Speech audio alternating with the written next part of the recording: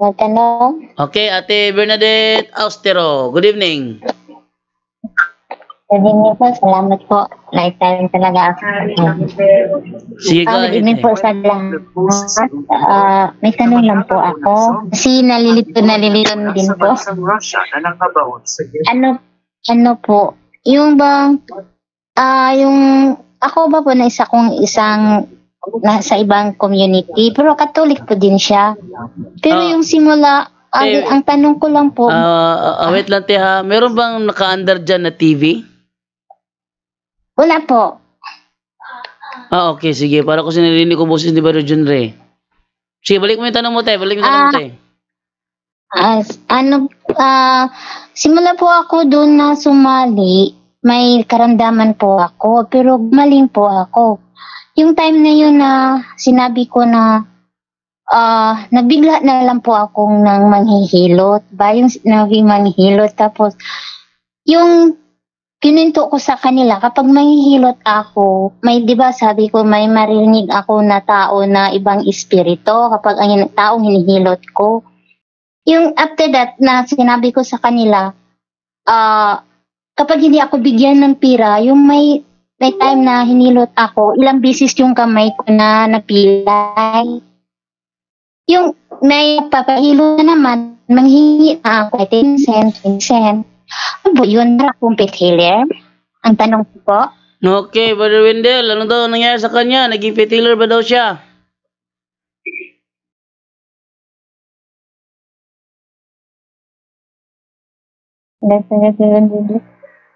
Okay, kung tingnan natin yung may ritual ka ba kay handbook ni Father Sikia Jando? Yes, meron. Sete, basahin mo yung mga ipinagbabawal, pati hilot na yan na may kasamang bulong, maring ipinagbabawal yan. Te, nagmubulong ka sa paghihilot mo, te, o hindi? Hindi po yun lang Our Father. Ano yun?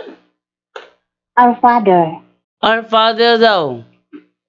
Pero kailangan din na ma-evaluate ba Jando kung sa kanilang salinlahi wala bang manggagamot, dahil kung merong lalo na sa mga lolo-lola, dahil mahahawa yan at maipagpatuloy yan sa pamamagitan ng hilot.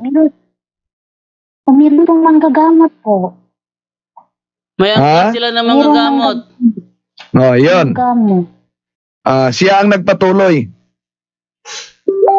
Sa'yo na ipasa. Ang layo ko po, bakit ako nagtataka nga po ba? Malayo daw siya, Brother Wendell. Ba't daw siya na, kahit pa malayo siya, remember na fallen angels are not bound by time and space. So, tayo lang, mga tao ang nagbibilang ng kalendaryo, taon, at sasakay, pero mga fallen angels, kahit gaano kalayo pa sa mga lola natin at mga ninuno natin na nanggagamot, pero pag sila'y kabahagi sa ating buhay, may epekto talaga yan. Kasi lalo ako pong matagal, lalo ko pong makikita na may makikita ko nga tao na gumagawa. Parang sabi ko na i-review ko lang kasi makasalanan, di ba? Hindi ko lang, sabihin ko lang kapag may tao, kung makikita nga espiritu na may gumagawa siya, sabi ko lang, wala kong karapatan mag-judge, pero ikaw lang ang mag-judge sa lahat, ikaw lang. Pero yung time nakinig ako ni Father ako sa bitang ko, I said, I din akong tumundak ko na ako ng holy water at exercise, ininom ko yun, bigla akong natapili ko. Tapos yun, parang na may problem sa sarili ko, niwasan, simula yung ko ni Father, niwasan ko na manghihilot kasi bigla ako, nagre-react ako lang mag-isa kasi sumunod ko sa video niya ba na kaya pala siguro napusi. Para ako napusi. Ang open ang psychic abilities mo, kapatid, no? At dahil open ang psychic, meron na bang pagkakataon na yung nakita mo ay nakausap mo? Oo. Oh, so nasa ikatlong level, highest level na yan. Kailangan na talagang lalapit ka sa Office of Exorcism. Payo ko sa inyo. Ayun, yun nga yung sabi ko, uwi ako. Kasi simula nakinig ako ni Father Darwin, may makikita, pupunta ko sa church, may ahas ng mo black sa akin. May ahas na iwan ko first ko Singapore, dito bila lang niliblahin ko na para i-block ako papunta sa simbahan, pero lang nga ni-review ako, umuwi siya. Ano yun? Parang, yung siguro kapag may divination ako, kaya iniwasan ako umatin sa worship kasi kapag mag-worship na, ang layo kong napuntahan, parang nanggagamot ako, kaya iniwasan ko na pumunta sa worship. Sa mass na lang ako, kasi kapag sa mass lang ako at may mapagbabago kasi basahin ko lang yung occult ay yung prayer na niya pinopost niya, nag-share ako dun sa Father Darwin ng post na mga prayer, nagbabago ang aking sarili na hindi ko na makita, i-review ko lang, may pagbabago ang aking sarili. So general confession, dapat tandaan natin na ang isang good confession, yung tunay na act of contrition talaga, pagsisisi sa kasalanan, ang isang good confession ay equivalent ng 100 solemn exorcism. So, kailangan ang general confession talaga. At meron na bang pagkakataon na yung katawan mo ay mabigat sa pakiramdam mo? Oo. Na meron na bang pagkakataon na nahirapan ka sa paghinga? After yung makinig ako, ininom ko yung exercise holy water. Pero nawala lang ng hina ako yun. Pero after ko nagkumpisal, bigla akong nadapa. Tapos, yun, inom ko yung exercise holy water, nilagay ko sa katawan ko, at dami yung holy water. Bigla lang akong lumakas. So kung makauwi ka, punta ka sa Office of Exorcism para sa diagnostic interview. Balat ko dati, siguro na po siya. Kasi simula ng pandemic, ang dami kong nahilot, siguro 150 na katao. Kasi kung umuwi ko sa amin, ang dami, siguro mga 50 katao isang araw. Pero hindi man ako napagod, siguro na po siya akong busisi. Kasi yung balat ko, ikaw ang nagpatuloy sa naunang ginawa ng mga manggagamot sa ninuno mo. Oo, tama. Kaya iwasan ko ng manghilot. Pero may time talaga may encounter ko na may sakit na maawa ako kasi mahilot ko siya. Ikumpisal mo at i-renounce, mas mabuti na doon mo ikumpisal sa exorcist dahil alam nila ang patungkol diyan kaysa ibang mga pari na hindi exorcist. Salamat po. Ito lang po ang share ko kasi salamat po ang time na to. Sa pag-uwi ko po, pupunta na lang ako po dyan kay Father Darwin. Salamat po, Brother Wendell. Salamat po sa lahat. Sila po mag-share ko. Sinusulang paano po. Thank you po sa paliwanag. God bless.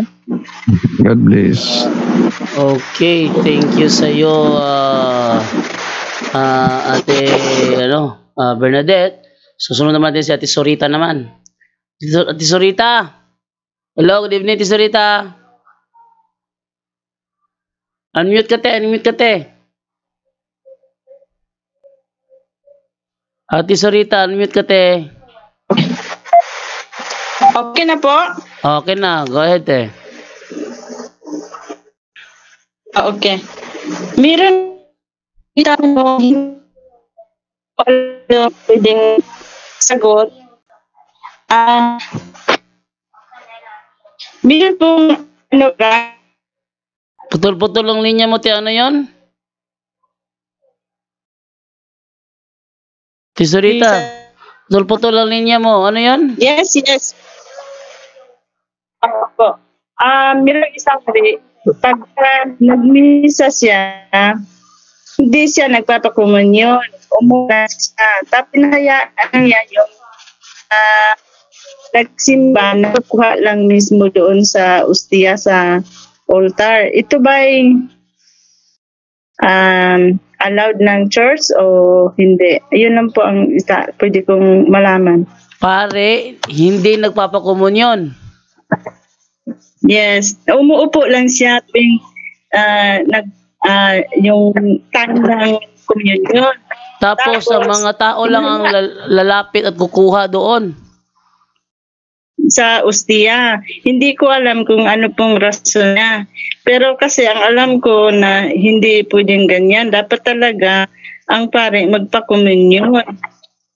Pero itong nakikita ko na hinahayaan na niya yung simbang kukuha doon ng ustiya sa altar. Ano po ba ito? Allowed ba sa Catholic Church o baka pwede namang ganyan na lang? Brother Wendell, mukhang ikaw dapat sumagot niyan. Wala ba sila si Bro Angel? Wala si Brother Angel ngayon, absent. Una, matanda na ba yung pare, sister? Hindi po. Mga 30s, 40s siguro. Maka tinatamad si father niyan. Delikado kasi yan dahil may mga kaso na mangnanakaw ng consecrated host.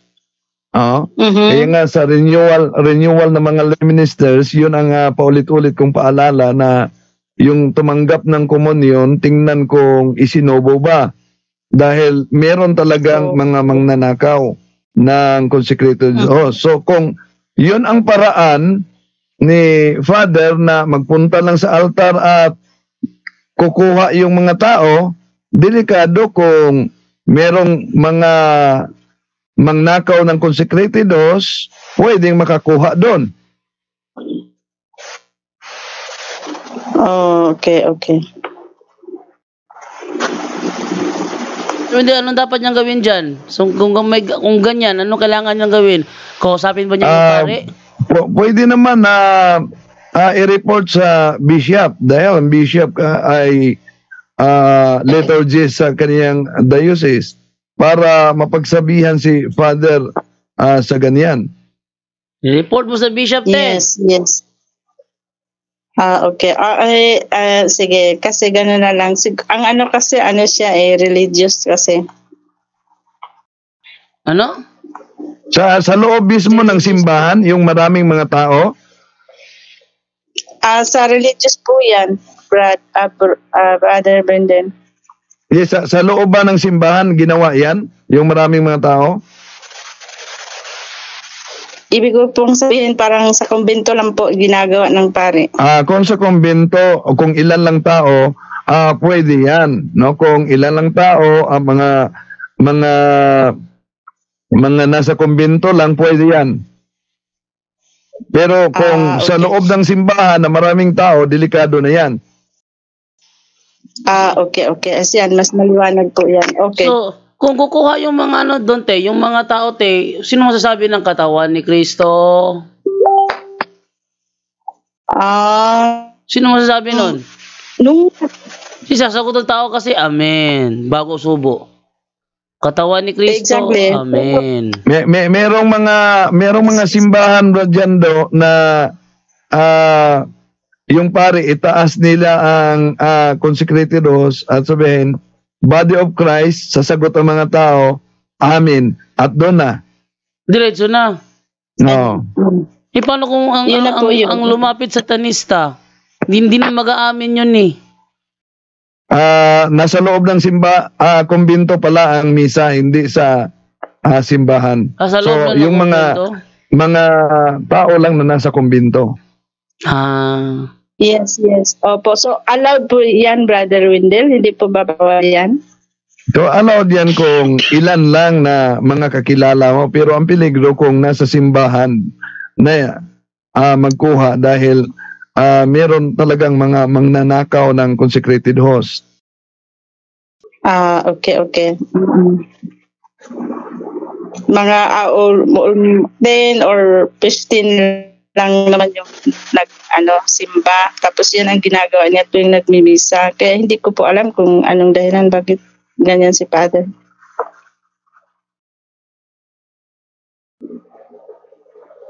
Okay, so okay na ba yun, Tisarita? Opo, meron pa pong isa, brother, kung okay lang. Anong Sige, go level ahead. po yung Hanggang tatlong tanong. kasalanan? Anong level po ng kasalanan yung ang tawag dito? Yung nanunood ng black magic baga, yung namamatay, mga ganon.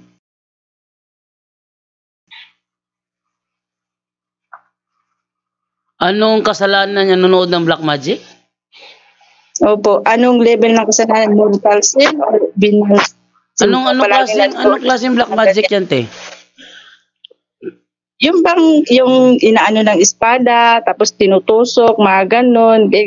Walang alam yung mga ibang kabataan halimbawa. Tapos ano pong advice na pwedeng maibigay sa kanila na dapat hintuin na yung mga ganyan na, kasi hindi naman talaga parang katuwaan, pero para sa akin hindi din maganda kasi kung sa religious nga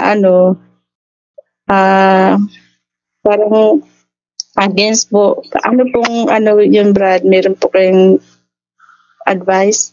Brother Romel Palma, meron ka mga advice doon? Magic. Okay. So, mukha yatang pang deliverance yung sagot, bro. Anong kasalanan? Kasi yung criteria ng kasalanan para sa atin, kapatid, is mortal sin at saka yung venial sin. No? Yung mortal, magiging mortal lang siya pag present yung tatlo po. Pag full knowledge, full consent, and grave matter. Pag present ng tatlong yan, automatically mortal sin po yan. Pag merong absent isa, mahuhulog po yan sa venial sin. Okay. Maraming salamat po, Brad. So ano daw ang may advice mo doon, Brother Romel, na sa mga kabataan na nanonood ng ganyang uri ng mga black magic? Okay, siguro kung tayo ay mga parents, mas maigi siguro na bantayan talaga nating maigi. Katulad po sa akin, parents po kami dito, binabantayan namin maigi yung aming mga kabataan, mga anak, dahil hindi naman natin hawak talaga 100% o 24 hours yung kanila pong mga pag-iisip, yung kanila pong mga ginagawa, yung kanila pong pinapanood, lalong-lalo na po sa mga social media. So therefore, kailangan talaga magdoble ingatin po tayo at doble bantay po sa ating mga anak na wag po nating palapitin dyan. Kasi yan po ay against po sa ating turo ng simbahan, 21:16, yung katikismo natin na bawal talaga na tayo ay magsasangguni po sa mga ganyan, o kahit na yung panunood kasi delikado naman yan, mayroong contamination na pwedeng mangyari po sa atin. Kaya mas maigi po mga kapatid at lahat po ng mga parents ay bantayan po maigi ating mga anak. Okay. Ate Sorita, ikatlong tanong mo, te. Yun na po yun. Okay na po yun, Brad. Okay na yun. Okay, so hanggang doon na lamang. Meron pa tayong 2 minuto. So bigyan ko tayo kay Kataholos. Kataholos, good evening sa'yo. Good evening, bro. Abot pa ba? Tatanong ko lang, bro, may si Apostol Pedro ba nakarating sa Espanya? Apostol Pedro, hindi nakarating sa Espanya, bro. Wala siya nakaabot ng Espanya. Bakit? Pero yung kaninang inano mo na Catholic liturgy, meron ba nakasulat doon na video ka recently? Ano yan? Wala Kataholos. Talaga mahina yung internet. Lagi ito nawawala po dito. Kasagsagan ng kanyang tanong bilang mawawala. Kataholos. Hello. Brother? Hindi ko na pakinggan yung mo. Hello. Nawala na si Kataholos. Hello, Kataholos? Hello? Talaga nawala si Kataholos. Lipat na lang ako dito kay sa kay Nenen Gallinero Liosala. Hello. Magandang gabi po. Hello, good evening po. May tatanong po ako. Sige, go ahead, Ano po yung pinagkaiba ng Katoliko at saka yung born again Christian? Ano daw pinagkaiba ng Katoliko at born again Christian? Romel Palma, yung asawa mo born again, di ba? Okay, ang aking asawa po ay isa po siyang inborn na Baptist po siya, pero Baptist pwede nating ma-distinguish yung pagkakaiba po ng born again at saka ng Catholic. Yung born again po ay halatado pong sila yung nagki-claim na Christian but they are the fake Christian. Dahil yung totoong Kristiyano po ay ang Catholic. No other than Catholic lang po yung totoong Kristiyano. Kahit i-trace back natin sa history, mapa-Bible lang po tayo dahil nandoon po nag-umpisa na tinawag na Kristyanismo o Kristiyano, yung mga Kristiyano, doon mismo sa lugar sa Antioch na kung saan meron tayong bishop doon na nagpalabas talaga sa kanyang letter sa Smyrnians ng ito, no, kung saan merong iglesia ay yung Katoliko, yon doon nag-umpisa kay St. Ignatius. Ito po mga kapatid, yung pinakakaiba talaga diyan, no. Born again, no, sabi nila, no, hindi na kailangan yung religion, makipagrelasyon ka lang sa Diyos. Pero ang hindi naman nila alam na yung etymology po ng religion, which is religare in Latin, yan po ay ibig sabihin niya mga kapatid ay relationship to God. So hindi ka pala pwedeng magkaroon ka ng relationship to God at ibabaliwala mo yung religion mo dahil yung religion pala pakikipagrelasyon mo pala yun sa Diyos. Sabi pa nila, no, sa born again, sa turo nila, kapag maligtas ka na, once and always saved, yun yung kanilang paniniwala. Pero para sa atin, sabi din ni San Pablo ay patuloy siyang gumagawa ng bagay para yung kaligtasan niya ay masiguro talaga. Ito naman tinuturo talaga sa atin, no? Alalahanin natin yung sinasabi din sa Biblia, Mateo 25:31-46 na kailangan hindi lang pananampalataya ang meron tayo, dapat meron tayong mabuting gawa. Anong ginawa dito doon?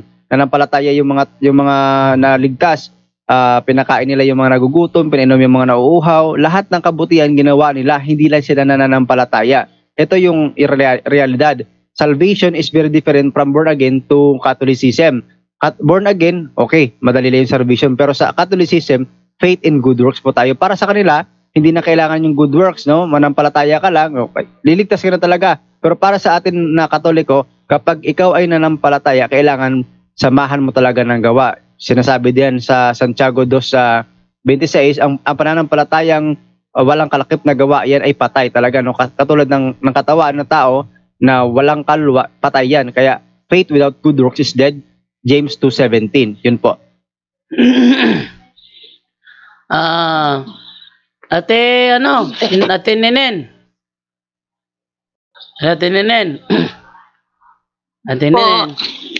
Punto por punto. Straight to the point. Pinagkaiba ng born again at saka ng Katoliko. Ang born again tatag lang ng ordinaryong tao, ang Katoliko tatag ni Kristo. Yun. Tapos. Hello po, bakit po yung minsan po yung ang message po ng pastor po ay nagiging totoo po? No, nagiging totoo. Hindi kailanman nagiging totoo ang message ng pastor. Hindi kailanman. Lagi lang sinasabi na sila ay founded by Christ, but in reality, not. Sila ay nagsimula lang kay Charles Parham. Bakit po pag pinag-pray po namin yung message niya nagkakatotoo naman po minsan? Sagot ako dyan, Bro Jando. Sige, go ahead, Brother Romel. Actually, meron ding sagot yung Biblia. Pakiano na lang po, Brother Jando, yung ikalawang Tesalonica 2:9. Bakit po nagkakaganyan? Kasi nililin lang po tayo ni Satanas. Ito po kasi yung mababasa natin sa ikalawang Tesalonica 2:9. Ito sabi sa 2:9 ng ikalawang Tesalonica, ihahayag ang taong masama na taglay ang kapangyarihan ni Satanas. Gagawa siya ng lahat ng uri na nakalilin lang na himala, babalaghan at kamanghamanghang bagay. Yan, klarong-klaro po yan. Sagot po yan sa katanungan. Hello po. Bakit po minsan po binabanggit ni Pastor si Jesus? Yes, Okay. Mateo 7:21, hindi lahat ng tumatawag ng Panginoon ay talagang maliligtas. Yan, Mateo 7:21-23, yung mga nag-preach, yung mga naggawa ng milagro, yung mga sa ngalan ng Panginoong Hesus ay gumawa sila ng kung ano man dyan sa pangalan ng Panginoon. Pero anong sa 23? Sila ay sinabihan pa ng Panginoon, lumayo kayo sa akin, hindi ko kayo nakikilala. Ito pa, dagdag na talata, unang Juan 2:18 hanggang 19. Ito, tingnan natin ha. Sabi ganito, pakinggan mabuti. Mga anak, ang nagsasalita si Apostol Juan. Si Apostol Juan, alagad ni Kristo. Sabi niya, malapit na ang mga huling araw. At tulad ng narinig ninyo, malapit na ang pagdating ng Antikristo. Ngayon pa lang ay marami ng Antikristo. Kaya alam nating malapit na ang mga huling araw. Verse 19, kahit naging kasama natin sila, yung Antikristo pala, dati kasama ng mga apostol.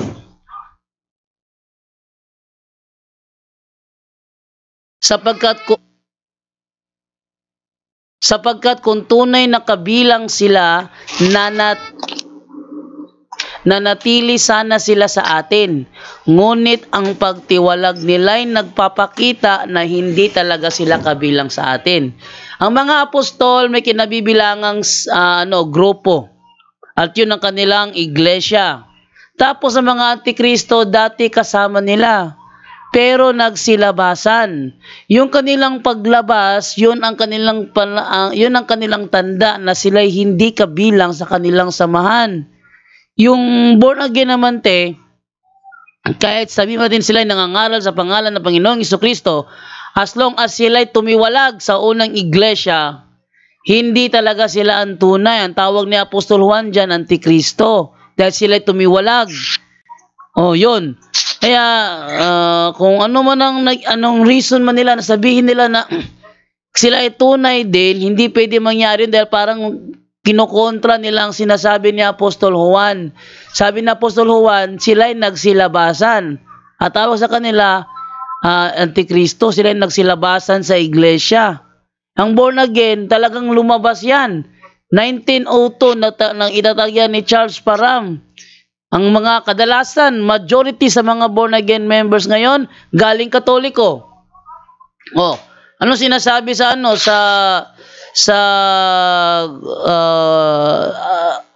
Jeremias 23:1. At sabihin sa Jeremias 23:1, ang sabi ganito. Yan. Sa aba ng mga pastor na nangagpapahamak at nangagpapangalat na sa mga tupa ng aking pastulan, sabi ng Panginoon. Sa aba daw ng mga pastor na nangagpapangalat sa mga tupa ng aking pastulan. Bakit? Meron siyang pastulan, yung kanyang iglesia, yung kanyang mga tupa nandoon sa loob, pero kinakalat ng mga pastor. Kinakalat. Ang tawag sa kanila ng Biblia, 10:21 ng Jeremias, kung babasahin natin, ang sabi, sapagkat ang mga pastor ay naging tampalasan at hindi nagsisangguni sa Panginoon. Kaya't hindi sila magsisiginhawa at lahat nilang kawan ay nangalat. Tingnan mo, ang born again. May mga born again na naniniwala na once saved, always saved. Meron mga born again na hindi naniniwala dyan. Meron ako nakilalang born again doon sa Ozami City, naniniwala sila na si Kristo namatay sa araw ng Miyerkules. Pero majority sa mga born again naniniwala na si Kristo namatay sa araw ng Biyernes. Kanya-kanyang doktrina. Kanya-kanyang yung iba naman. Yan. Hello po, kuya. Opo. Bakit po pag pinagpipray po kami ng pastor namin, bakit po nagkakatotoo naman po lahat ng mga prayer niya?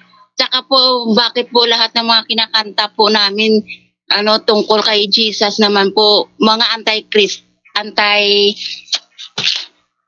po ba kami? Ito ang magandang isagot mo sa tanong mo na yan. Yung unang Juan 2:18-19.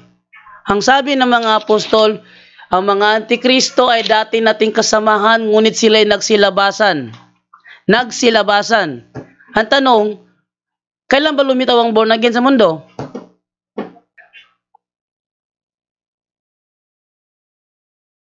At tingnan niyo, pagkisagot yung tanong, kailan lumitaw ang born again sa mundo, ang born again Christian? Okay.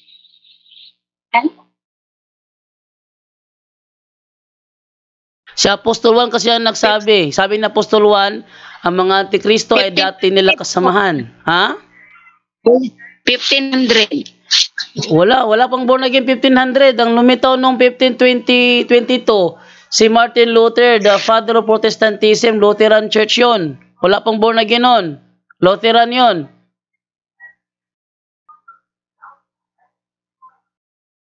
Kahit nga sabihin bro dyan. Ang born again ba dyan daw, pareho ra sila sa Pilipinista. 1902 yan lumabas ni Charles Parham. Yun, Charles Parham. Oh. Kaya sabi niya, Kuya, bakit po kung ang mga antichrist po kami, bakit po dinidinig ng mga Jesus po yung ano namin, yung panalangin namin? Eto teha, sinabi ko na kanina te, napakaliwanag ng tanong ko kanina. Sinabi ni Apostol Juan ng mga antikristo nagsilabasan sa iglesia nila. Tanong, ang mga apostol ba member ng born again church? Sige, Tininin, pakisagot mo yan, Tininin, para magkaliwanagan tayo dito. Yung mga apostol ba member ng born again church? Hindi po. Hindi. Sabi nila, yung mga antikristo nagsilabasan sa kanilang grupo. Ang tanong, ang born again ba member ng First Century Church of Christ o nagsilabasan sila?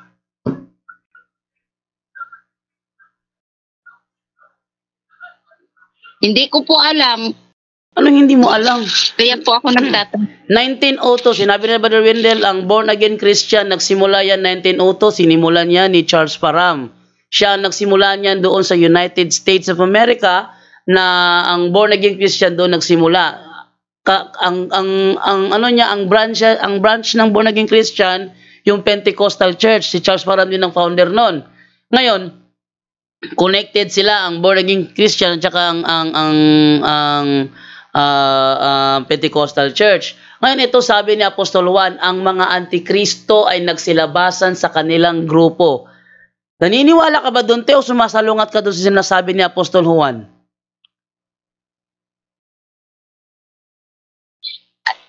Kasi po, kuya, yung anong ko lang po, bakit po yung lahat ng mga kinakanta namin, bakit po, puro Jesus ang binabanggit? Yun na nga, te. Kahit INC ni Manalo, te, nagbabanggit yung kay Jesus. Ang Baptist, nagbabanggit yung kay Jesus. Ang Mormons, nagbabanggit yung kay Jesus. Tingnan natin na ang Mormons at ang born again, hindi yan magkakampi.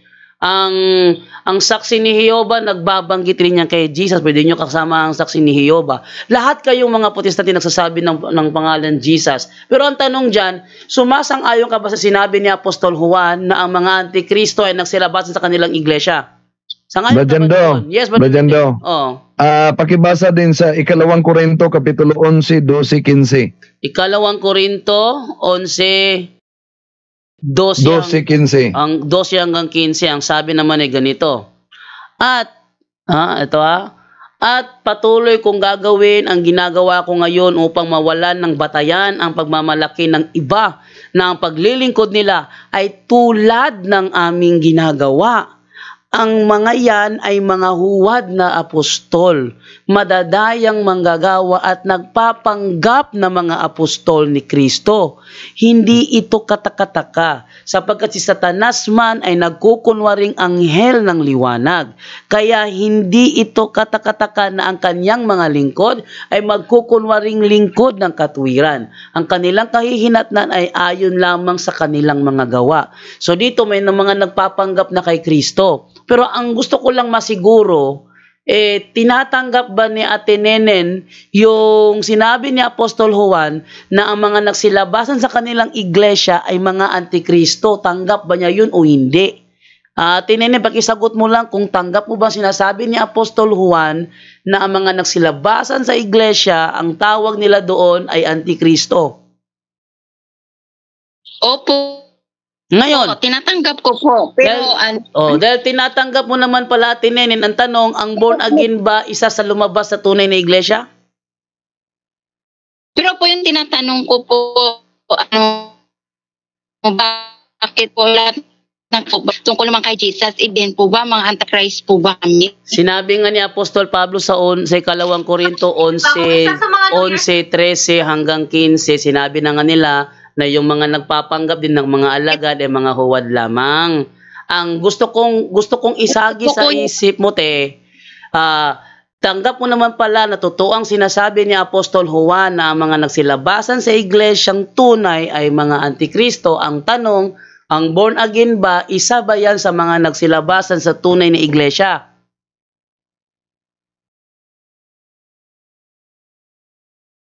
Pakisagot para hello confirm. Po, kuya. Oo. Hello, bakit po mga antichrist po yung mga born again? Bakit dinidinig naman po ni Jesus yung mga Sinagot na yan kanina. Hindi pa naman confirm na ano. Dahil yun ang gusto nyo isipin na sinasagot yung mga dasal, Diyos lang makakasagot niyan. Pero gusto ko lang panindigan itong sinasabi ni Apostol Juan na pinaniniwalaan mo naman na ang mga nagsilabasan sa tunay na iglesia ay mga antikristo. Pinanindigan mo rin yan, sinangayunan mo yan. So ang tanong ngayon, ang born again ba, isa ba yan sa mga lumabas sa unang iglesia o hindi?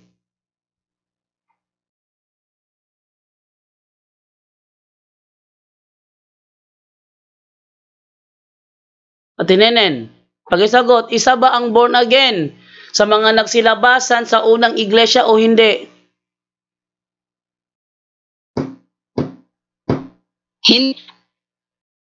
Hindi? Opo. Kung hindi, ito. Wala. Kung hindi siya nagsilabasan, sino ang head pastor ng born again before Charles Parham? Martin Luther. Martin Luther. Saan ang ebidensya mo na connected ang Lutheran Church at ang born again church? Connected. Saan nga, Tess? Saan ang ebidensya mo na connected ang born again church at ang Lutheran Church? Kasi hindi connected ang Lutheran sa Catholic kasi tumiwalag siya. Pag sinabi tumiwalag, pinutol na niya ang linya niya. Kaya wala siyang connection sa Catholic Church. Ang tanong, sabi mo kasi before ni Charles Parham, ang inyong head pastor ng born again ay itong si Martin Luther. Ngayon, nasaan ang ebidensya mo na connected ang born again kay Martin Luther at saan naman natin mababasa na si Martin Luther ay naging founder ng born again church?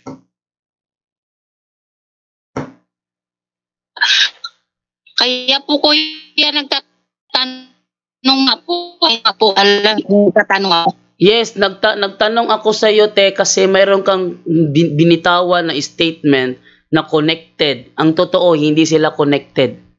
Hindi sila connected, ha? Walang connection ang Lutheran Church sa born again church. Bakit ang Lutheran Church hanggang ngayon nagbabautismo ng sanggol na hindi ginagawa ng born again? Hindi ginagawa ng born again yan. Kuya, bakit po mula po na nagtatides po ako, bakit po dinidinig naman po ni Lord yung mga panalangin ko at binabalik niya rin po sa akin? Yung tanong mo na yan, hindi ko pwedeng sagutin kasi hindi naman naka-address sa akin. Ang akin lang pinangahawakan ay yung sinasabi ng mga apostol. At tunayan, ito wait lang, Brother John Ray, wait lang, to prove lang te, na meron ba talaga yung connection. Ito ang to prove lang ate, ang Biblia, bago pumanaw ang mga apostol, kanilang ipinagkaloob sa kanilang mga kasamahan sa tunay na iglesia. Ang tanong te, bilang kayo ay tunay na alagad ng Panginoon, ang tanong dyan te is, anong participation ang ginawa ng born again noong panahong binubuo ang Biblia, nilalagyan ng New Testament, ginawang isang libro? Ano ang ginawa ng born again nung panahong yun kung nandun na nga kayo?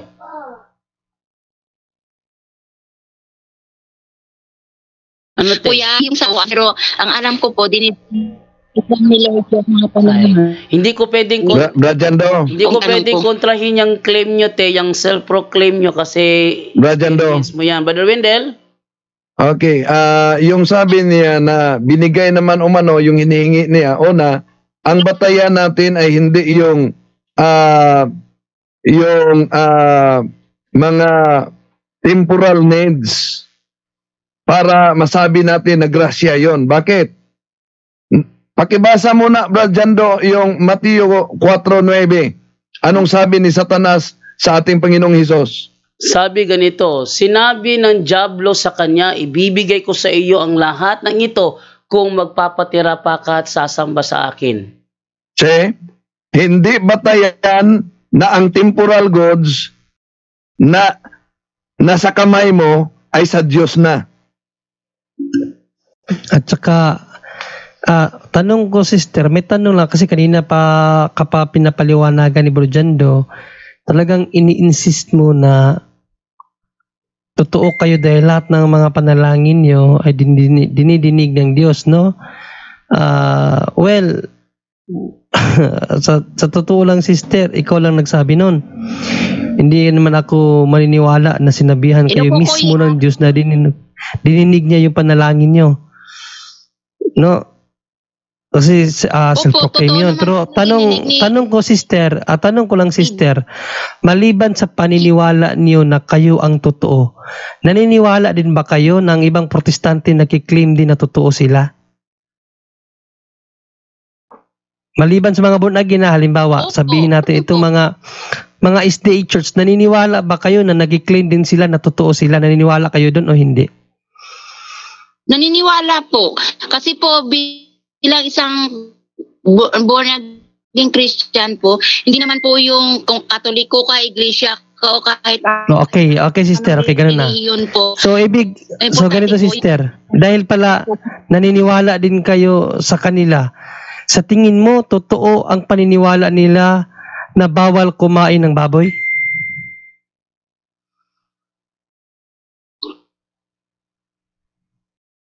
Ay, isang born again Christian. Hindi. Gusto ko lang ipalinaw sa iyo kasi kaya nagtanong ako sa paniniwala niyo, sister, no.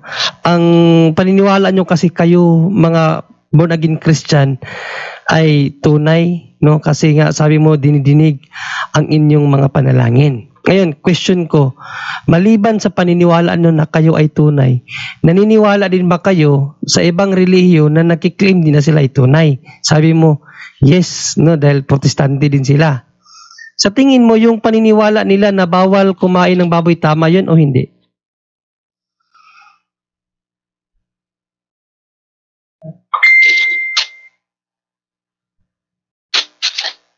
Sister?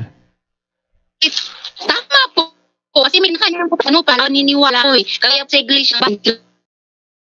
Okay.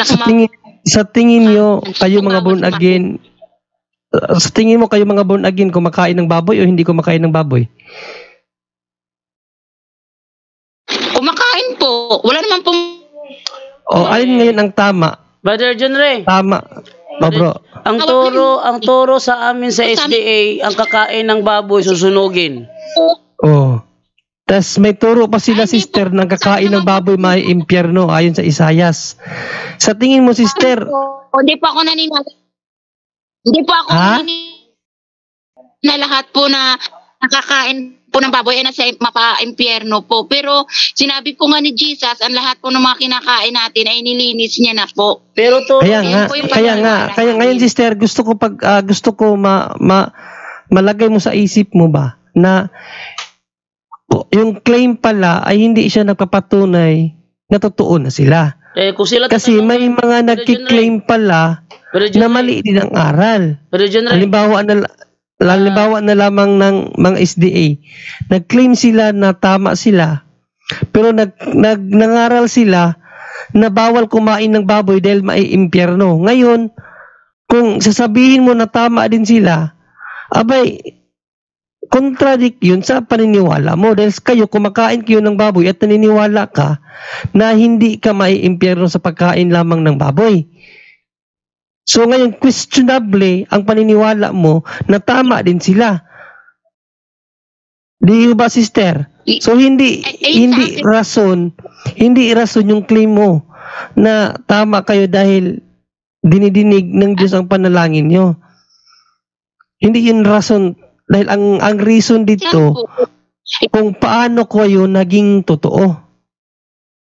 Amen. Kasi kasi naman po talaga akong Katolik. Ayun, dati kang Katoliko tapos binasa na sa'yo biblically na mga dating lumaba, ang mga dating kasamahan. Ayan ang masakit, sister, kasi yan ang masakit, no? Dahil sampal sa inyo yung binabasa nila bro dyan sa Bible. Sabi sa Bible, sila yung mga dati nating kasamahan na tumiwalag sa atin. Ang pinakamasakit doon, tinawag sila na Antikristo. So yung view mo na dinidinig kayo ng Diyos ay mali. Dahil sa view ng mga apostol, hindi kayo kasapi ng Diyos, hindi kayo kasama ng Diyos. Kayo ay mga Antikristo kasi nga dati kayong kasamahan tapos nagsilabas kayo. Ngayon sister, saan kami maniniwala? Saan ba tayo dapat maniniwala? Sa nakasulat o sa hindi nakasulat, sister?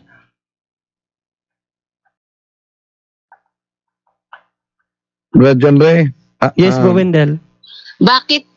Dati siyang Katoliko at kung tingnan natin ang mabasa dito sa isang Protestant Bible, ito po mabasa natin Romans chapter 11 verse 12.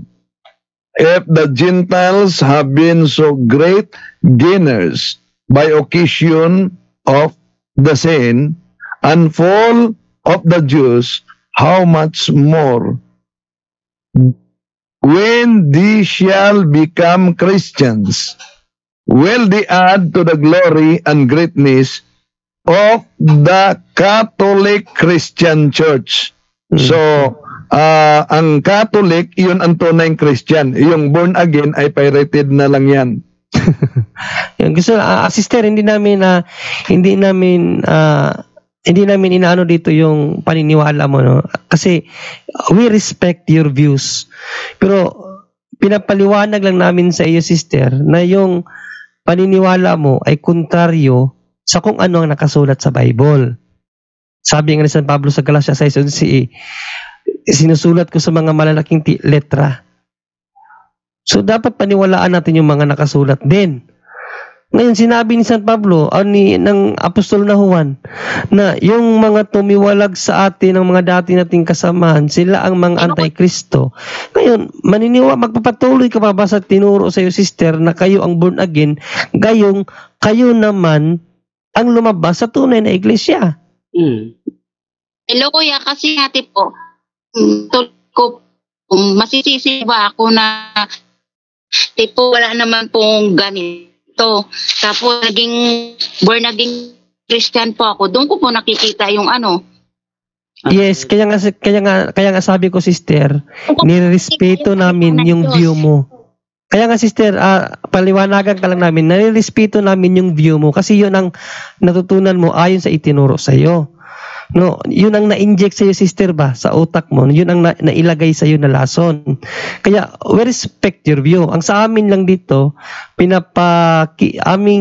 pinapaliwanag sa iyo, no, nasa sayo na rin kung maniniwala ka o hindi rin. Pero biblically, sister, no, hindi ayon sa pastor, no, na nagsabi sa inyo, biblically, ang sabi ng mga apostol, ang tumiwalag sa unang relihiyon na kinaaniban ng mga apostol, tinawag na Antikristo. Aminado ka, dati kang Katoliko. Aminado ka ang born again, kailan lang lumabas. Ibig sabihin, Katoliko ang nauna. Kayo, lumabas kayo, sabi ng Bible, ang mga taong yan ay Antikristo. So, pilit mo pa rin bang papapaniwalain ang sarili mo, sister, na kayo ay dinidinig ng Diyos, gayong kayo ang tinawag na Antikristo? Opo, ako. Yung paso namin kasi hapon na dinidinig po ni Lord ang lahat na langin namin. Mabasa ko talata, Brother John Ray. Basa ko talata. Sige, bro. Sabi ni Kristo ganito sa Lucas 16:6. Sinabi ni Jesus sa kanyang mga alagad. Yung kanyang alagad, member yan ng tunay na iglesia. Sabi niya, ang nakikinig sa inyo, yung inyo dyan, referring yan sa iglesia. Ang nakikinig sa inyo ay sa akin nakikinig. Ang nagtatakwil sa inyo ay nagtatakwil sa akin. At ang nagtatakwil sa akin ay nagtatakwil sa nagsugo sa akin. Yan ang kahihinatnan ng mga nagtakwil sa iglesia. Sang-ayon ka ba dito, Ate Nenen?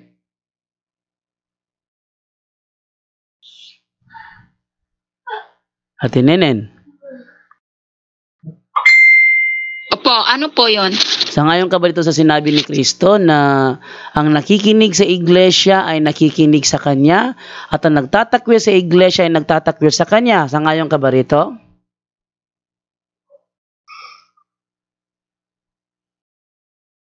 Opo. Ngayon, ang tanong, kayo ba'y nakikinig sa tunay na iglesia o nagtatakwil?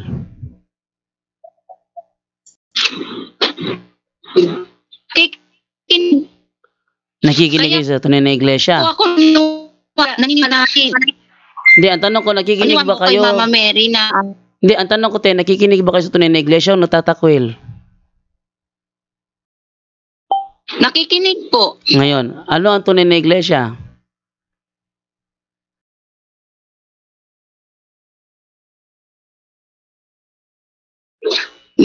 Mayroon pong relasyon Panginoon. Hindi, kasi po kahit born in ka, ang tanong Katoliko, kahit anong relihi po, ang po importante sa Panginoon. Yun lang naman po. Hindi doon. Wala po yun.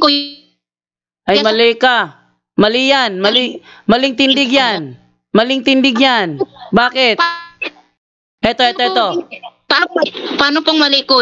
Ito, babasa ko talata 1:16.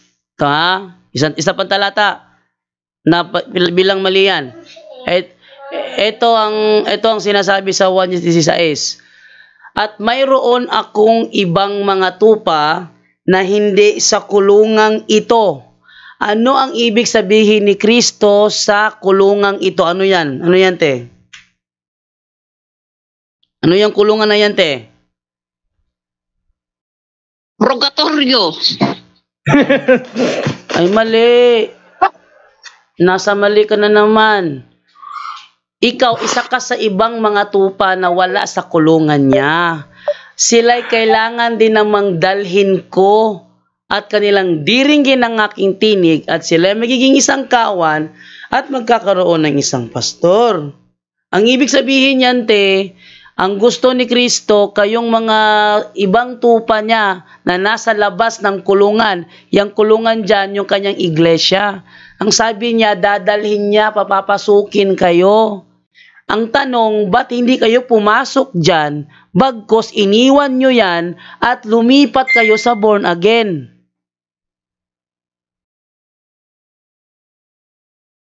Sagutin, Nenen.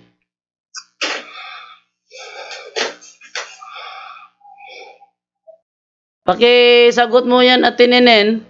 Sabi kasi dyan, ang mga kanyang mga tupa, in which, alam naman natin inaangkin mo na isa ka sa kanyang mga tupa, ay kailangan pumasok sa kanyang iglesia. Ang tanong, bakit mo iniwan bagkos ikaw ay lumipat sa ibang kulungan? At saka bro Jando, kung babalikan mo pa yung mga naunang bersikulo dyan, sister, napakaganda ng talata na yan kasi sabi ng Panginoon dyan, ang isang tunay na pastor, sabi sister, ang isang tunay na pastor, sa 100 na kanyang tupa, mawala yung isa, iiwanan yung 99, hahanapin yung isa. No? Hindi niya sinabi na hahayaan niyang magka-watak-watak ang kanyang mga tupa. Hindi ganoon, sister. Isang kawan, sabi nga doon sa binasa ni Bro Jando, isang kawan, isang pastor. Isang kawan lang, isang pastor, sister. So,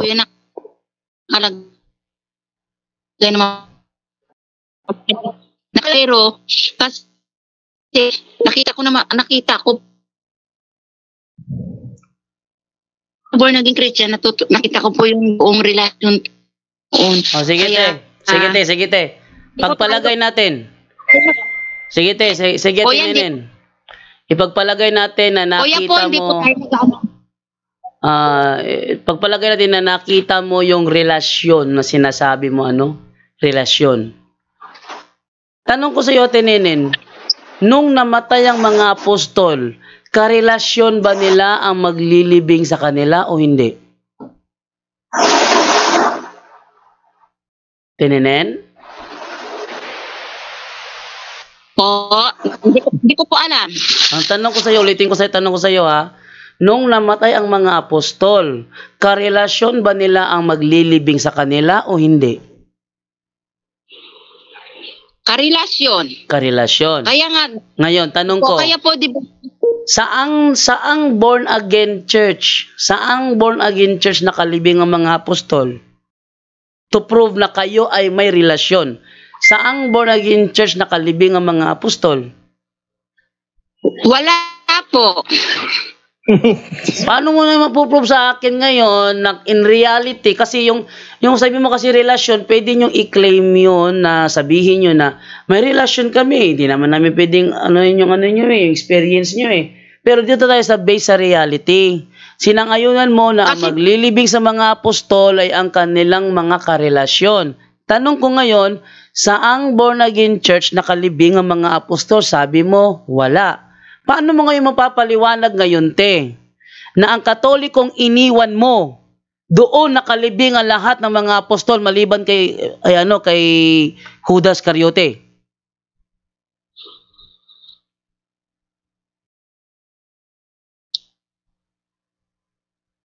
Sige, tinayin, sagot mo tanong na yan dahil malarealidad tayo, di tayo sa imagination, sa interpretation, malarealidad tayo. Paano mo ngayon bibigyan linaw na walang apostol na kalibing sa born again church bagkus ang lahat ng apostol maliban kay Judas Iscariote nakalibing sa simbahang Katoliko? Paano mo papaliwanag sa akin yan ngayon, te? Tatanungin ko po yung pastor. Sige, tanungin mo. Nandiyan ba yung pastor nyo?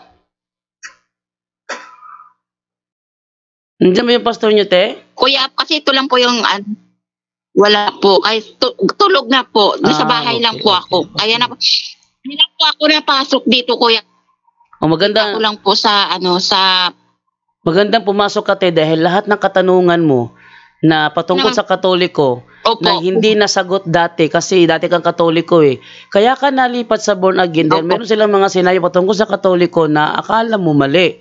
Halimbawa, sinasabi nila na ang Katoliko ay sumasamba daw sa Diyos-Diyusan. Walang nakapagpaliwanag siguro sa iyo kaya napaniwala ka nila ng Katoliko sumasamba sa Diyos-Diyusan. Ang Katoliko ay Kuya, kasi po dati po, kaya po ako nalipat sa born again Christian kasi po dati wala naman po ito. Bakit ngayon may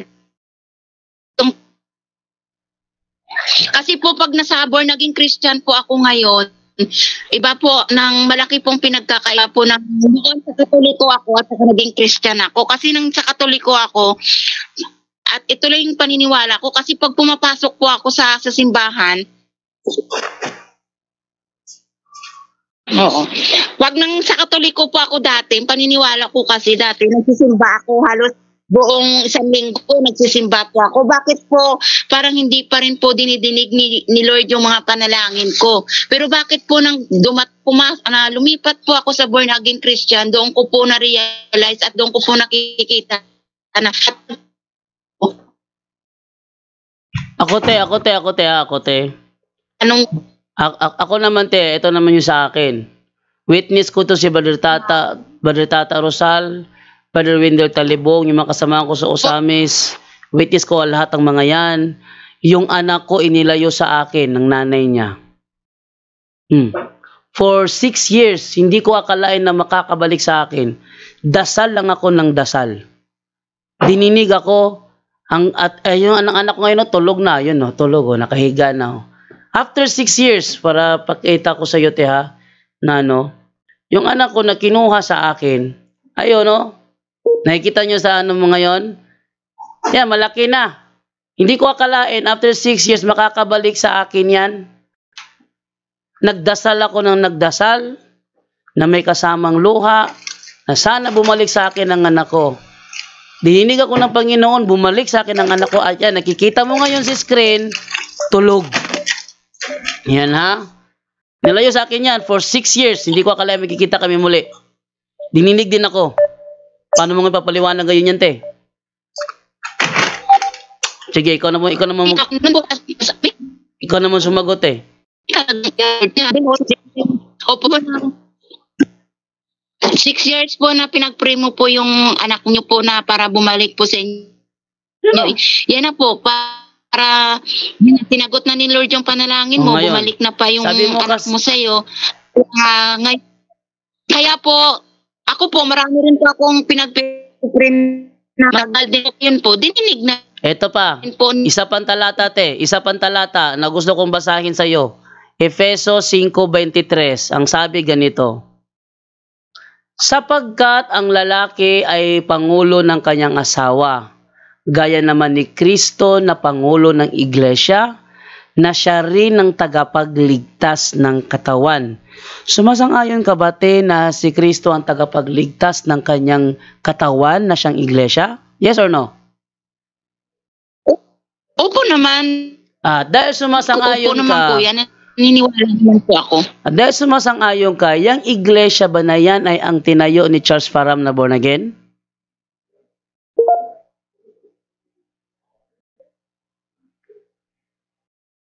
Sagot eh. Ha? Yes po. Paano yan ang tayo ni Charles Parham? Yan ka Charles Parham 1902 lang nang nagsimula. Before 1902, wala pang born again Christian. Sige, ilink mo nga, te.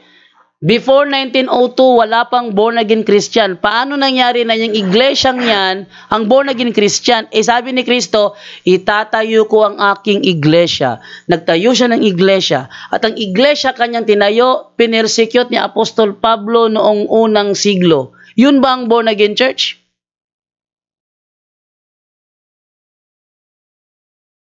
Pakisagot eh. Yung pinersecute ba ni Apostol Pablo noong unang siglo? Po, kuya. Yun ba ang born again church?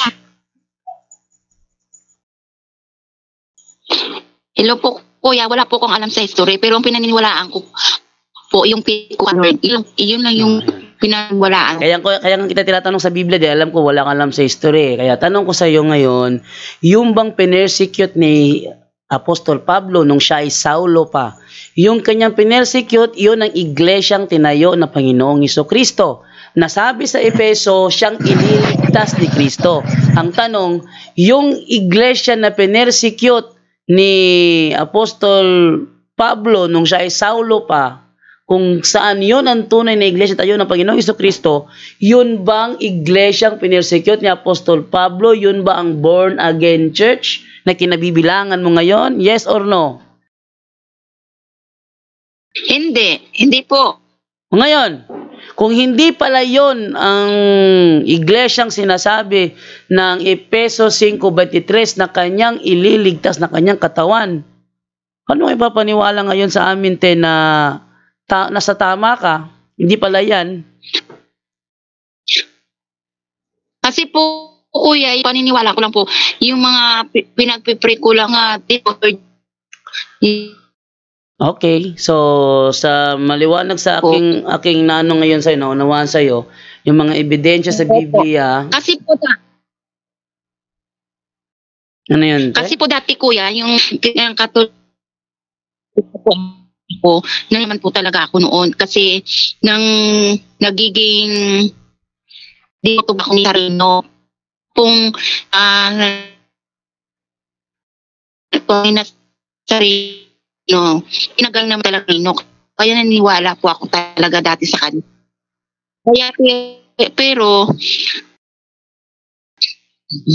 Kaya po doon po ako naniniwala na ano po, di ba talaga nila pero po ako talaga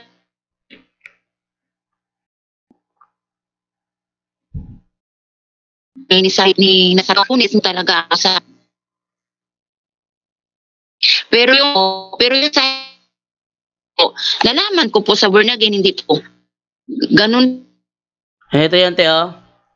Kung nangyari man na may nalaman ka nang ikaw ay naging born again na hindi mo nalaman nung Katoliko ka, yun ay dahil hindi ka nagsaliksik nung ikaw ay nasa Katoliko pa.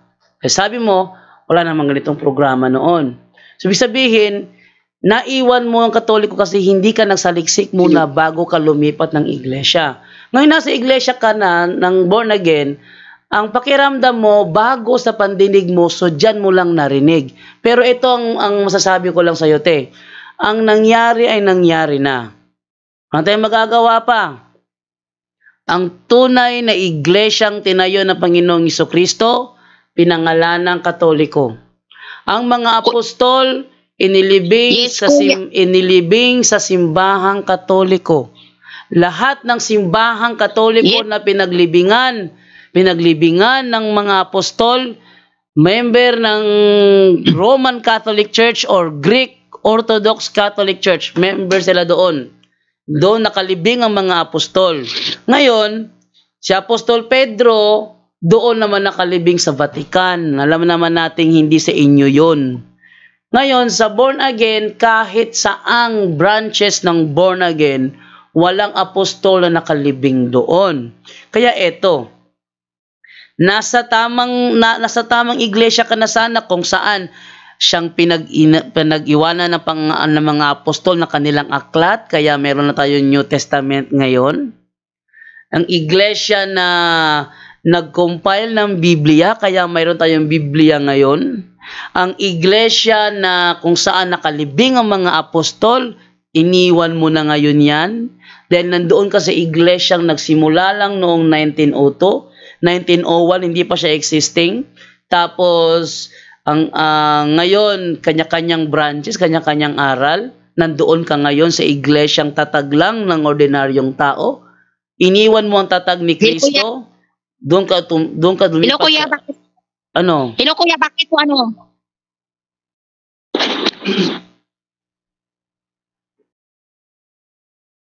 Hello kuya, wala po akong question dyan. Pero bakit po sa Katoliko ako Israel, pero bakit pag nang nasa born naging Christian po ako, parang pamilya na po yung turing nila sa akin. Ano po yung pinag-iba doon? Kasi pipili po sa sa born naging Christian. Te, naranasan ko rin yan, te, nang ako ay naging Sabadista. Dahil dati ang ako'y Katoliko pa, ay wala namang pakialamanan. Pagkatapos ng misa, uwian na. Barkada ko lang kasama ko. Barkada ko lang. Nang ako'y naging Sabadista, naging Seventh-day Adventist Church ako, buong kaanib ng iglesia, pamilya ang turingan namin sa isa't isa. At dahil doon, nahirapan akong umalis sa Sabadista dahil ayoko na magdamdam sila sa akin. Ayoko magdamdam sila sa akin dahil pamilya ang turingan namin sa isa't isa. Pero hindi yan batayan para manatili ka sa iglesyang tatag lang ng tao. Hindi yan batayan. Oo, pamilya ang turingan ninyo. Naranasan ko rin yan nang ako'y Sabadista. Pero hindi yan batayan kahit na anong gawin ko, te. Magpakabait man ako o magsinalbahe man ako, hindi nagbabago ang iglesyang kinaaniban ko, tatag lang ni Ellen Goldwhite. Kaya umalis ako doon. Bakit po? The same yan sa'yo ngayon. Bakit? Masisisi niyo po ba ako kung bakit? Kuya, ito bakit po masisisi niyo po hindi kita masisisi. Doon ko makikita yung presensya ng Panginoon. Te, ganyan din ang naramdaman ko nung ako'y Sabadista. Akala ko Sabadista ng totoo. Andyan si Brother Wendell Talibong, dinibati ko yan dati. Sinabi ko dati, walang doktrinang ihigit pa sa doktrina ng Seventh-day Adventist Church at mananatili akong Seventh-day Adventist Church dahil nasa SDA ang totoo. Yun ang sinabi ko noon. Pero ba't nandito ako ngayon? Yun ay dahil napag-alaman ko na kahit na anong gawin ko sa Iglesia Sabadista, yan ay founded pa rin ni Ellen Goldwhite. Hindi yan kailangan magiging founder ni Kristo. Yes, Brother Aljan. Brother Aljan, pwede ba ako magtanong kay sister? Yes, go ahead. Sister, good evening po. Sis, narinig niyo ba ako, sis? Hello po, maganda. Yes po, may tanong maganda ako, sis, no? po. Di ba po, dati po kayo Katoliko? Ngayon po, yung tanong ko po sa inyo, saan po ba yung paniniwalaan o panindigan niyo po? Yung simbahan o grupo na tatag ng tao o tatag mismo ng ating Panginoong Diyos? Kahit na po doon sa tatag ng tao, tinatawag po tayong pamilya. Tatag ng tao po at tatag ng Diyos. Saan po yung pipiliin nyo? doon po sa tatag ng tao na tinatanggap tayong parang pamilya o sa relihiyon na tatag mismo ng Panginoong Diyos? Pakisagot po. Siyempre po sa tatag ng Panginoon. Hindi po kailangan sa tatag ng tao kasi ngayon po. Paano ngayon yan, te? Paano ngayon yan, te? Hindi ang Panginoon ang nagtatag ng born again church, kundi si Charles Parham. Paano ngayon yan? Brother John Lo. Hello po. Sister, Bakit po? nagpapasahin akong history sa okay lang po ba? Sis? Yes po. Masisisi niyo po para ba? maliwanagan po kayo. Kasi yung pinili niyo po, yung relihiyon na tatag mismo ng ating Panginoong Jesus. Tama po ba? Babasahin ko po yung history sa historically from born again movement began only in the early 20th century in USA by Charles Parham. Ngayon po, yung founder po ng inyong born again is Charles Parham. Ngayon po, basahin ko naman po yung founder, yung nagtatag ng Katoliko. Basahin po natin dito, no? According to the Catholic tradition, the Catholic Church was founded by Jesus Christ. Ngayon po, tatanungin ko po kayo, saan yung pipiliin nyo po? Yung relihiyon po ba na tatag ni Charles Parham o yung relihiyon na tatag na ating Panginoong Hesus Kristo? Siyempre po yung tatag ng Panginoon Hesus Kristo. Thank you so much po. Ngayon follow-up question ko po sa inyo. Ano po yung pinaka na hindi nyo naunawa? Ano nyo kadahilan kung bakit hindi po kayo hindi po kayo nagpatuloy sa pagiging isang Katoliko? Please, tanong nyo po dito ngayon at sasagutin po natin ng laptop ng dokumentado. Para po kasi sister, nasa tamang relihiyon na po kayo. So, hindi na po natin kailang lumipat kasi nandito na po kasi sa relihiyon na tatag mismo ng ating Panginoong Hesus Kristo. Baga naturuan na po kayo na maring aral. So, obligasyon po namin ngayon na bigyan po kayo ng pagkakataon na magtanong para po. Basta open-minded lang po kayo, sister. Go ahead. Ate Nenen, bakante ka bukas. Ate Nenen, bakante ka bukas ng gabi? Bakante ka bukas ng gabi? Ate Nenen, bakante ka bukas ng gabi? Ano po? Bakante ka bukas ng gabi, alas 8? Opo, kuya, bakit po?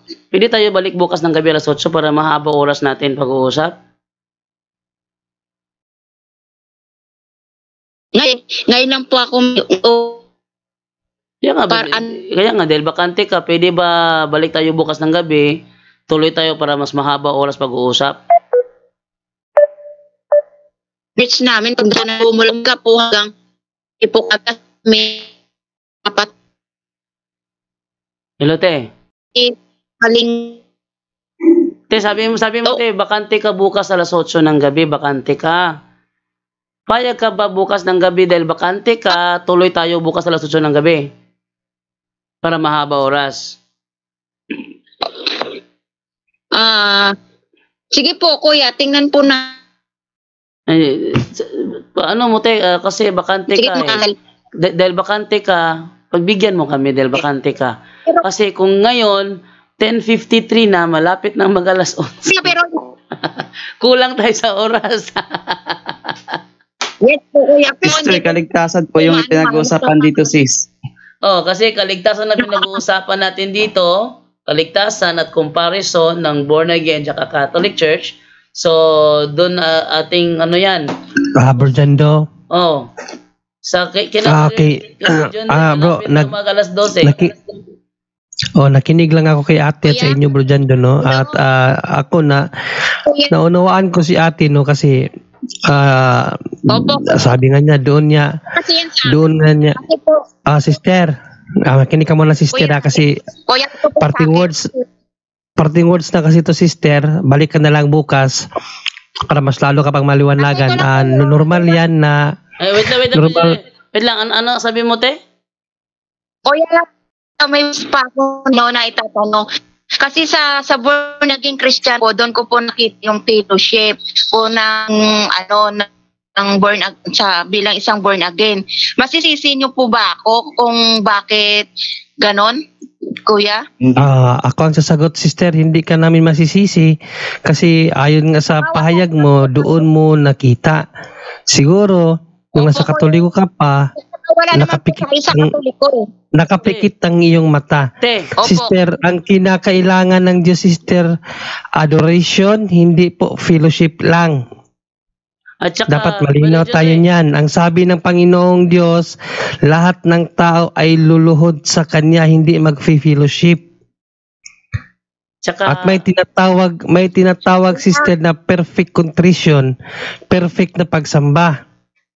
At lahat ng perfection na yan ay makikita mo lang sa Katolik.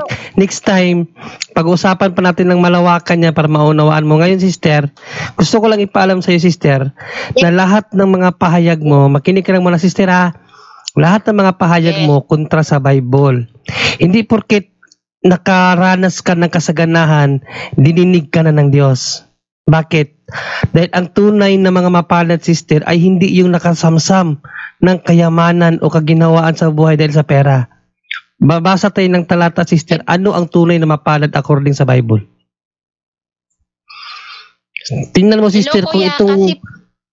Makinig ka muna, sister. Kasi makinig ka muna kasi hindi ka matututo kung puro ka lang salita, sister, hindi ka makikinig. Tandaan mo, binigyan ka ng 2 tenga, 1 bibig. Bakit? Ano bang implication nun?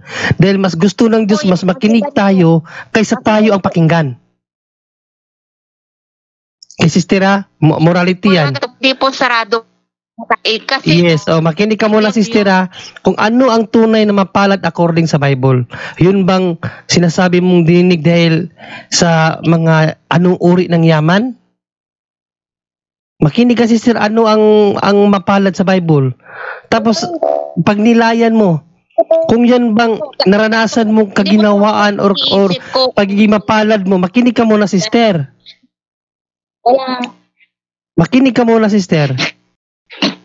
Gusto ko, pag nilayan mo, yung natamo mong kaginawaan na sinasabi mong natagpuan mo sa born again, tas i-connecta mo siya dito sa sinabi ng ating Panginoong Jesucristo. Kung yang bang naranasan mo dyan sa pagiging born again mo ay naayon ba sa pagiging mapalad na inano ng Diyos. So, sister, magbabasa tayo ng Biblia. Ang mga tunay na mapalad, sister, ay ito. Sabi ng Panginoong Diyos, mapalad. Okay na po. Kuya, ito po. Hello, kuya. Hindi po sarado po yung pag-iisip ko. Kaya nga, makinig ka muna, sister. Kasi patapos na tayo, sister. Ako, nakikinig lang naman ako sa inyo kaganina. Gusto ko lang. Wait lang, pakinggan natin siya. Ano sabi mo, te? Hello po, kuya. Hindi po sarado yung pag-iisip ko. Pero naniniwala po ako na meron na anak po na inapo siya ng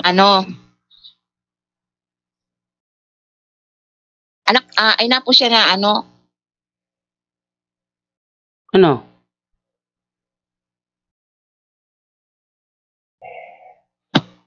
Ano, te? Ba't bigla ka nag-mute?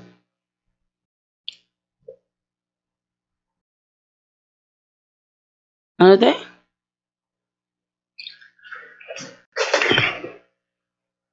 Hello po sa hindi siya po yung nanenjus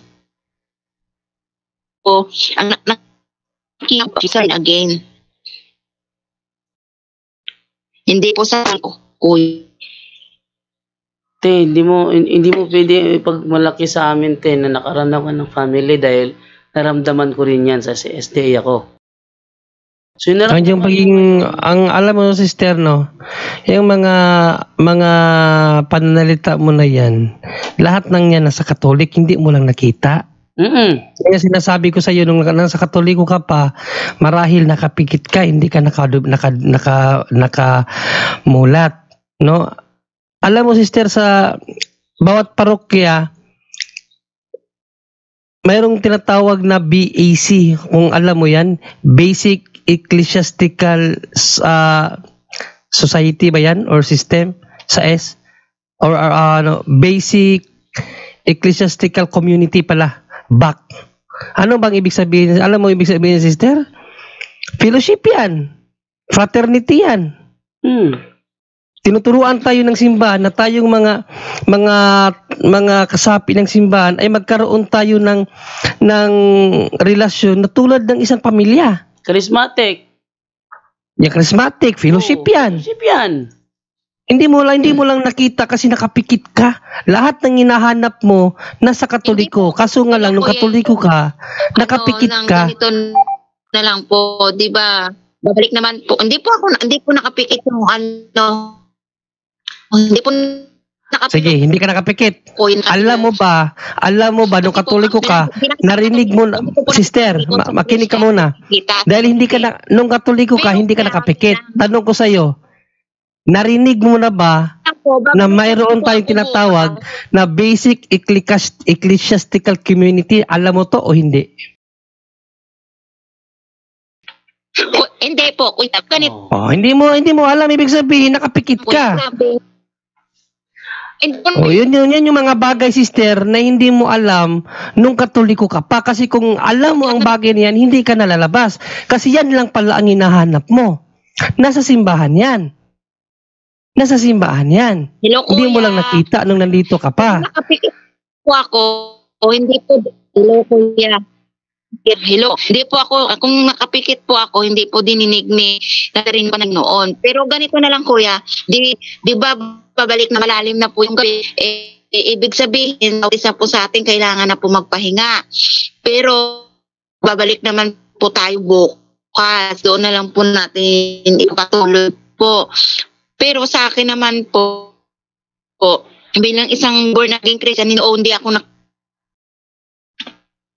may kanya-kanya po tayong paniniwala. Bilang isang Katoliko, naniniwala rin man po ako noon. Pero,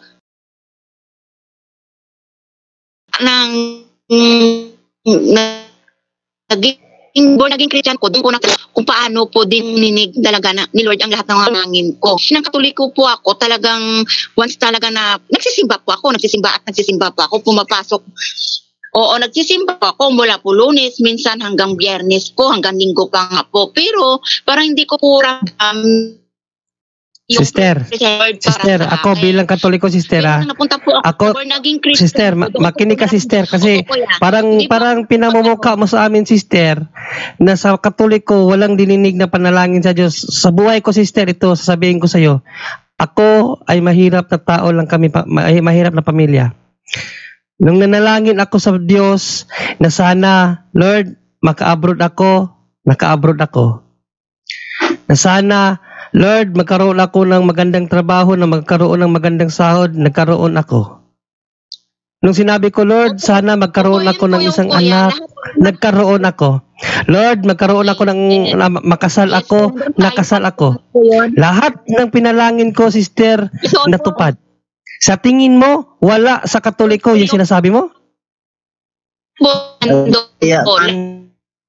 Saan po tayo, kahit ano po tayong, kahit po anong reliyon po tayo, kahit ano pong sinasamba na. Salungat yun sa Bible eh. So, yan ang problema, sister, kasi naniniwala ka na sa paniniwala na wala sa Bible. Mali yan. Salungat yan sa Bible yung sinasabi mo. Yung sinasabi mo, paniniwalang pagano yan. Yeah.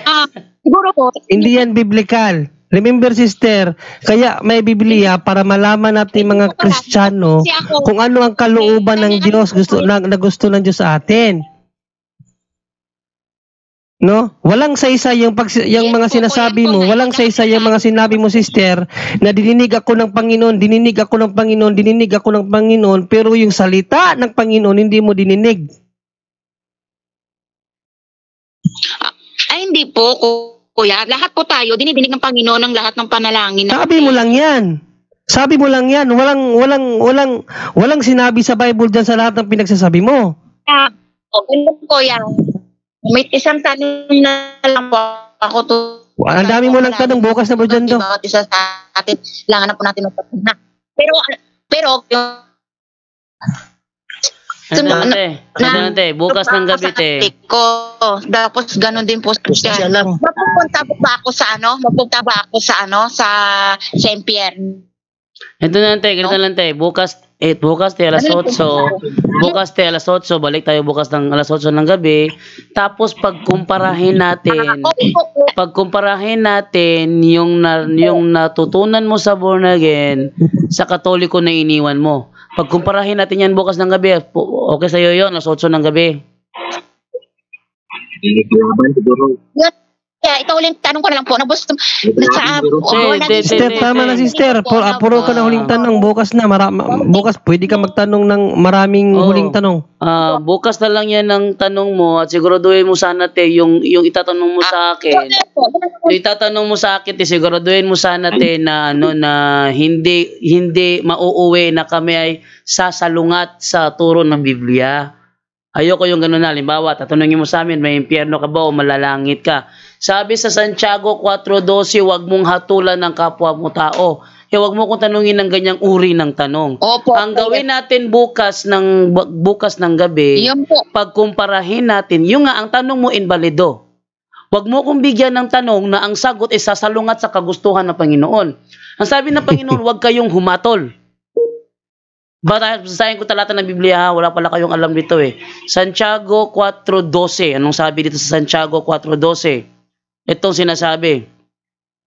Yan ha? Sabi ganito. Ang Diyos lamang ang nagbigay ng kautusan at siya rin ang hukom. Tanging siya ang may kapangyarihang magligtas at magparusa. Ngunit ikaw, sino ka upang humatol sa iyong kapwa? Kaya wag mo kong tanungin ng tanong na ang magiging sagot ko ay sasalungat sa talatang yan. Ang gawin natin bukas ng gabi, pagkumparahin natin ang natutunan mo sa born again at ang sa Katoliko na hindi mo natutunan noon. Yan ang gawin natin bukas ng gabi, magkumparahan tayo ng aral. Okay ba yun sa'yo, te? Basta wag mo akong tanungin. Yes, kuya. Ito nang wag mo akong tanungin ng tanong. Wag mo akong tanungin ng isang tanong na ang magiging sagot ay salungat dyan, may yes or no, salungat sa talatang yan. Ayoko yung ganyan. Ganito na lang. Iyon yung tanong ko nga, kuya. Bukas babalik ko. Bukas, magtanungan tayo bukas. Magkaroon tayo ng comparative study tomorrow.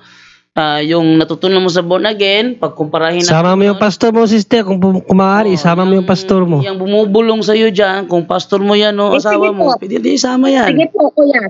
Sige po. Sige. Tatanong ko lang po sa iyo, kuya. Bukas na, sister, matatapusin na natin to. Bukas ka na magtanong. Sinabi ko na, te, ang tanong na yan ay invalido. Binasa ko na Santiago 4:12, binasa ko na ang sagot sa tanong mo, malangit ba mo impyerno? Salungat yan sa Diyan, hindi tayo matatapos mo dyan, tapusin na natin to. Kaya bukas ng gabi, balik tayo at huwag kang magtanong ng mga invalidong tanong. Invalid ang tanong na yan. Dahil sanabi nga, huwag kang humatol, hahatulin mo ko. Diyos lang ang pwedeng humatol, sister. Huwag mo kami pahatulin. Ang sa amin lang, ilalabas namin ng ebidensya na nasa maling iglesia ka. Yun ang gagawin namin. Yun ang gagawin namin. At ikaw naman, gawin mo naman bukas ng gabi, patunayan mo naman na nasa maling iglesia kami, at kami patunayan namin na nasa maling iglesia ka. Yes po, wag mo po. Pero yung paghatol, po, kuya. pero yung hahatulan, yung tatanong ka na ang resulta ay maghahatol. Teka, kung magtatanong ka na ang resulta ay magiging paghatol, sabi nga sa Mateo 7:1, huwag mong hatulan ang kapwa mo para hindi ka hatulan ng Diyos. Kaya huwag mo kong tanungin ng isang tanong na ang sagot, may yes or no, paghatol. Ayoko yung ganun. Bukas ng gabi magkumparahan tayo ng ano. Huwag po tayo natin sa kapwa natin. Kasi tama naman po na hindi matatapos. Sige, yun na rin. Bukas 11:09 na tayo. Bukas ng gabi. Sige po, gabi. Sige, bukas ng gabi. Nag-chat ako sa iyo ha para malaman mo kung saan ko ibibigay sa iyo. Pwede na po tayo magpahinga bawat isa sa atin. Sige, bukas ng gabi ulit tayo. God bless po, sister. God bless po, sister. Sister, open-minded po kayo, sister. Mahal na po kayo. Okay, so yun na nga at bukas ng gabi abangan po ninyo. Kasama natin si Ate Nenen Gallinero Yusala. sa isang doctrinal talakayan kung saan is pagkukumparahin natin yung born again at saka yung Katoliko. Ano yung iniwan niya sa Katoliko? At ano yung natutunan niya sa born again? Yan natin pag-aralin bukas ng gabi. Sana magbalik si Ate Nenen at walang sino mang magpigil sa kanya na ituloy ang talakayan bukas ng gabi. Okay, maraming salamat sa inyo. At Brother Aljan, meron kang gusto pasalamatan, Brother Aljan? Ayun, Brother Jan, salamat sa mga 911 subscribers ko. Thank you so much. Uy! 911? Wala, kunti na lang. Ayan, thank you so much sa inyong lahat. 911? Mag-1,000 ka na pala. Konti na lang, Brother Jan, 89 kunti na lang. Ano na lang, 90 plus na lang. O 80 plus. 89. Oo. Ayan. Pero, Brother Jan, hindi yan importante, no? Kasi yung importante ngayon sa nakita ko, yung mapaliwanagan itong si kapatid natin na Neneng. Nanaway, Sister Neneng, kahit hindi po muna ako ma-monetize, bumalik lang po kayo bukas kasi mas importante po yung kaligtasan kaysa monetization. Yan po, iyon na po, isasakripisyo ko po kahit gano'n na lang po. Bumalik po kayo bukas at maging open-minded po kayo, no? At mahal namin po kayo. Back to you, Brother Janlo. Ayun, yung naranasan niya ngayon, naranasan ko rin yan dati. Yung mga nakaranas sa ibang sekta, gaya ko, naranasan namin yan. At nang bumalik ako, doon ko naranasan na meron palang ganun. Natuwa nga ako, Bro Jando, kasi natuwa ako sa inyong dalawa kasi kayo yung may experience eh. No? Pero napakaganda nun kasi pinapakita mo sa kanya yung kung paano ka napariwara at paano ka rin bumalik. Si ate, kung maanuhan lang natin to, pwede pa to kasi ini-insist lang niya yung sa tingin niya tama pero mali naman. Pero pag dahan-dahan natin to, maunawaan din niya to. Tsaga-tsaga lang. Ngayon sa born again, yung dininig ang kanyang dasal, yung doon ako na Bro Jando, na para bang wala sa atin, wala yung mga gano'n. Yan, nagtuturo ng Biblia. Hindi talaga ako sasagot, Brother Janlo, kaso akala ko dati, parang walang alam eh. Kailangan talaga ng pagmamahal natin dito. Oh yes, Brother Arjan. Dati akala ko talaga Katoliko walang alam. Ayan, nung nakaharap ko si Brother Bendeta Libong, hindi ko alam na ang Katoliko pala nag-aaral din pala ng Biblia. Kasi dati, akala ko dati ang Katoliko bobo sa Biblia. Ang Katoliko walang pakialamanan. Pero nung ako'y nagkabalik na, doon ko nakita na hindi pa totoo yun. Okay, bukas ng gabi, talakayan natin yan bukas ng gabi with Ate Nenen Yusala sa Doctrinal Talakayan bukas ng gabi alas 8. Abangan po ninyo yan. At napakaraming manunood niyan. Maraming manunood niyan. Okay, abangan po ninyo ha. Maraming salamat po, Brother Romel. Meron kang gusto po salamatan? Tulog na si Romel. Baka po naghahanda siya para bukas kasi pesta ni San Juan. Sensya na po kayo kay Brother Romel Aipan. Junre, ikaw, meron kang gusto po salamatan? Yun na po, Brother Janlo. Okay na ako doon na bumalik si Sister Neneng. Brother Junre, ikaw, meron kang gusto po salamatan, Brother Junre? Yes, palagi ang Diyos, no? Pasalamat tayo palagi sa Diyos sa araw-araw, no? Sa pagising pa lang, sa mga bagay nating gawin na nagawa natin, na-accomplish natin na walang anumang nangyaring masama, no? Dahil po sa guide ng Diyos. Dahil kung wala siya, alam naman natin na napaka-harmful ng demonyo. Gusto lang niya ay tayo ay masaktan, tawag dito, mapariwara. Pero dahil po sa protection ng Panginoon, hindi yan kayang gawin ng mga demonyo. Kaya maraming salamat sa Diyos, no, sa araw-araw na grasya at protekta na binigay niya sa atin. Gayun pa man, salamat din sa inyo mga kapuntos, no, dahil kahit tumahaba na yung gabi, hindi pa rin kayo bumibitaw sa pakikinig. No, yan ay hudyat na natupad na naman yung hula na darating ang panahon, ang mga tao ay mauuhaw sa salita ng Diyos. Yan, kaya napakamaraming salamat sa lahat po ng nagsubaybay palagi sa punto por punto. Huwag niyo pong isipin na kami ay perfecto, kami ay magagaling sa salno. Hindi po ganun na. No, ang amin lang dito ay kung ano yung natutunan namin at tinatry din namin na makapag-share sa inyo. Hanggang doon lang po kami. Hindi po namin saklaw ang buong aral ng simbahan. Kaya nga nagtulong-tulong kami. mga kapatid, no, at hope, no, na darating ang panahon kayo naman. So God bless all. Okay. Brother John Lo? Panawagan lang pala ko sa lahat ng viewers. Siguro umabot tayo ng 1,000 lahat. So please na pagtulungan po nating ipanalangin si Brother Angel Santos na naway gumaling na po siya sa kanyang nga pala. kasama po na kanyang asawa. Okay, so yan ha. At ang ating live ngayon sa YouTube ay umaabot ng 461. At sa ating Facebook naman is 156. Ayan. Concurrent viewers yan, Bro Jando? Ha? Concurrent viewers yan? O yung actual ba? Yung numero lalabas sa sa screen. Grabe, kadami. Sa akin dito, Brother Janlo, mas malaki sa'yo. Ano? 16. Ha? 16. Ito sa akin sa 157 na ngayon sa Facebook. Doon naman sa YouTube na mga yun is 440.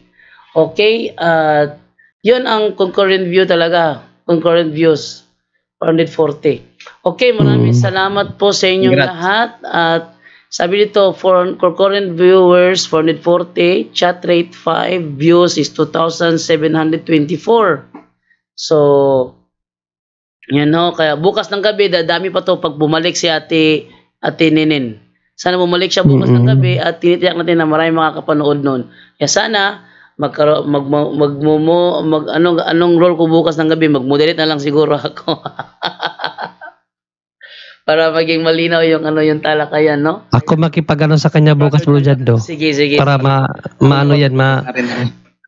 wag natin siyang labanan sa yung dapat sa kanya kasi katikisim eh. So, tama. Bukas ng gabi, ibalik natin yung pagmamahal na Katoliko kasi yung hinahanap niya. Mamigitan lang ako ha. Ang trabaho ko bukas ng gabi is host. Pag sinabing host, pwede ako mag-moderate, pwede rin ako mag-clarify. Halimbawa, hindi sinasagot ng tamang tanong, clarification ko yon para sa mga nanonood. Okay, maraming salamat po sa inyong lahat. Dahil doon, kailangan mo nila magtapos. Sa kina Jun Ring ngayon at saka kay Brother Angel ngayon is alas 12:17 na. Yun, tama. Eksakto mo dyan, do. At sa atin naman ito is alas 11:17. No? Pag tayo mabot ng alas 12 sa kay Junre, alauna na yon na madaling araw. Mag-i-edit pa ako ng video pang-upload. Sana all. Bukas pa ka mag-upload.